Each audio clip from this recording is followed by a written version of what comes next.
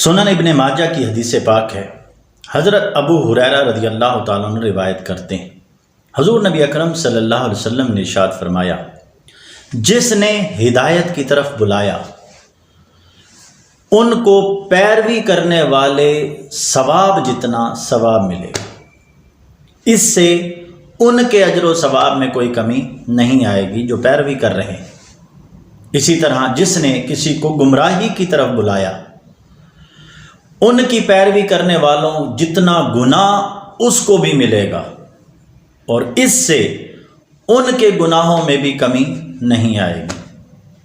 یعنی ہدایت پر عمل کرنے والوں جتنا ثواب عمل کی طرف بلانے والے کو ملے گا، اسی طرح گمراہی پر بلانے والے پر عمل کرنے والے کا گناہ اس کو بھی ملے گا جس نے گناہ کی طرف بلایا ہوگا۔ والسلام۔